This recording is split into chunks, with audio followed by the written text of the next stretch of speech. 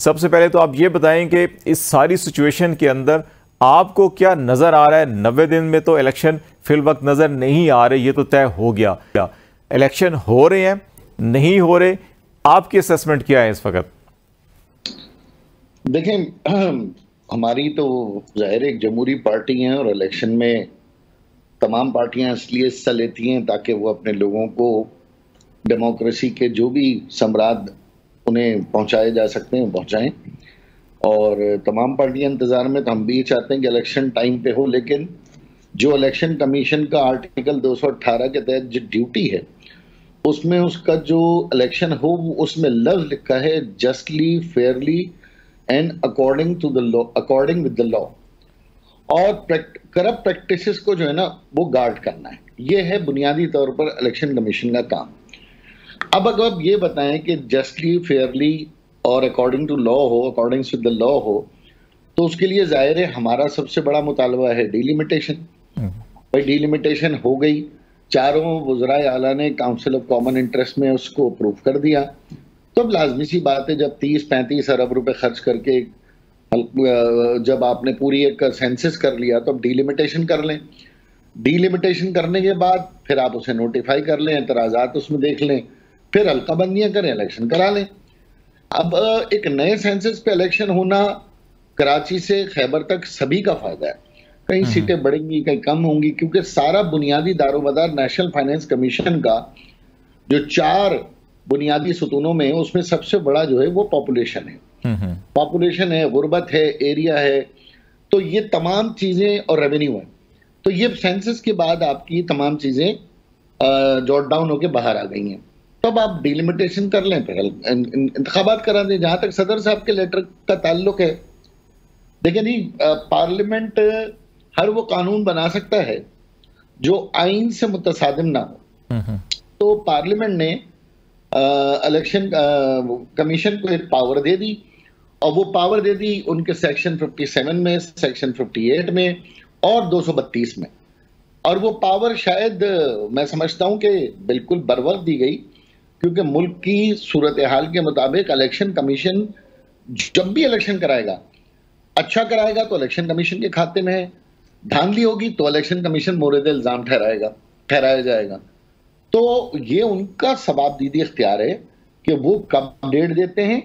और अब वो 90 दिन वाला जो एम्बार्गो है वो उस नई अमेंडमेंट के बाद इलेक्शन कमीशन के पास चला गया है कि वो कितना जल्दी हल्काबंदियां कराते हैं, कितना जल्दी एतराज़ात निपटाते हैं और कितना जल्दी इलेक्शन को अनाउंस करते हैं।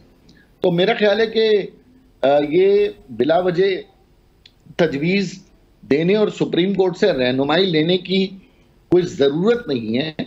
कोई ऐसा पेचीदा मामला नहीं था, कोई ऐसी कॉन्स्टिट्यूशन में एम्बिग्विटी नहीं थी जिसके लिए आप इंटरप्रिटेशन के लिए सुप्रीम कोर्ट जाएं। और ठीक है, मशवरा दे दिया सदर साहब ने, गैर ज़रूरी मशवरा दिया, जबकि अमेंडमेंट हो गई और वो बिल पास हुआ सदर साहब के पास से। खायर साहब, एक ये एतराज़ किया जाता है कि इलेक्शन एक्ट में तरमीम की गई और जो ये पावर्स दी गई हैं तारीख देने की, लेकिन आईन पाकिस्तान ये कहता है कि असम्बली अगर तहलील होगी वक्त से कबल, जैसे अभी हुआ, और प्राइम मिनिस्टर या चीफ मिनिस्टर की एडवाइस पर होती है, और फिर अगर उस पर गवर्नर साहब या सदर साहब दस्तखत करते हैं उसकी, तो फिर वो तारीख भी वही देंगे। अब ये एक सवाल ये पैदा होता है कि आईन पाकिस्तान में जो चीज़ दर्ज है उसको एक्ट के ज़रिए कैसे बदला जा सकता है या ख़त्म किया जा सकता है? देखें, आईने पाकिस्तान में एक चीज दर्ज है और एक्ट में भी यही चीज कही गई है। एक्ट में कोई नई चीज नहीं कही गई, एक्ट में भी यही की गई है। आर्टिकल जो सेक्शन 57 है उसमें कहा गया है कि subject to the constitution the commission shall notify the official gazette announce date और dates as the case may be of general election.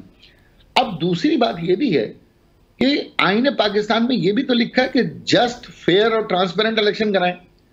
अब जस्ट, फेयर और ट्रांसपेरेंट इलेक्शन क्यों नहीं हम बात कर रहे? अगर ये हमारे पास, अगर इस वक्त जैसे सूबा सिंध की बात करूं कि वही ब्यूरोक्रेसी है, वही डिप्टी कमिश्नर हैं, वही डीआईजीज हैं, वही पुलिस है, वही मुख्तारकार हैं, तो आप क्या समझते हैं कि ये आइन की पासदारी हो जाएगी 90 दिन में इलेक्शन कराना? चाहे वो जस्ट हो या ना हो, चाहे वो फेयर हो ना हो, चाहे जुडिशरी मना कर दे अपनी सर्विसेज देने की और आप डिप्टी कमिश्नर्स के माथे उन इलेक्शन के रिजल्ट ठप्पे, जिस तरह के बाई इलेक्शन में हुए, जिस तरह लोकल गवर्नमेंट में हुए, जमात इस्लामी और पीटीआई और पीपल्स पार्टी जिस तरह आमने सामने एक दूसरे को बेनकाब किया, तो इस पे हम मुतमईन हैं।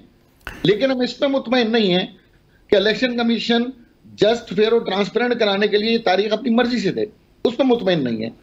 लेकिन जब तक हालात ऐसे नहीं पैदा होते, फर्ज किया कि जस्ट फेयरली या जस्ट की या जो साफ शफाफ इंतखाबात के हवाले से अगर वो 6 महीने 6 साल लग जाते हैं तो फिर क्या करेंगे? हम बैठे रहेंगे या कुछ करना पड़ेगा?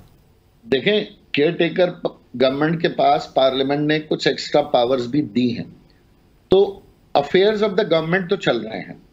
Affairs of the government related to the IMF, related to the circular debt, related to the all जो भी आपकी इकोनॉमिक परेशानी है उसमें तो वो डील कर रहे हैं। अब मसला ये कि जल्दी उनको है जिन्होंने अपने सिस्टम बिठाए हुए हैं कि भाई जल्दी जल्दी करो और फटाफट फटाफट दोबारा आ जाओ, वही चेहरे आ जाए, वही सब कुछ आ जाए और हंसी खुशी 5 साल फिर जिंदगी गुजरती रहे। लेकिन जाहिर सी बात है, इस मुल्क के अंदर कहीं ना कहीं कभी तो कोई मोड़ आए कि आम गरीब मुतवसत आदमी के सोचे। और ये जो वजीर आजम बनने जा रहा है, ये 300 रुपए लीटर डीजल या डॉलर 350 रुपए, और पूरी दुनिया और पाकिस्तान की आवाम को ये क्या प्रॉमिस करेंगे?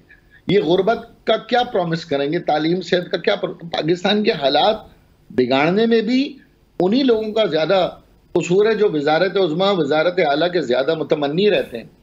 तो मैं समझता हूं इलेक्शन कमीशन कॉन्स्टिट्यूशन के अंदर रहते हुए, जो कि इलेक्शन कमीशन का एक जिम्मेदारी है, वो कहता है कि जनाब 15 दिन बाद हो जाए, महीने बाद हो जाए, हल्का बंदियां हो जाएं, फिर इलेक्शन हो जाए। इसमें क्या इतनी तकलीफ है कि नहीं हल्का बंदियां हो जाए?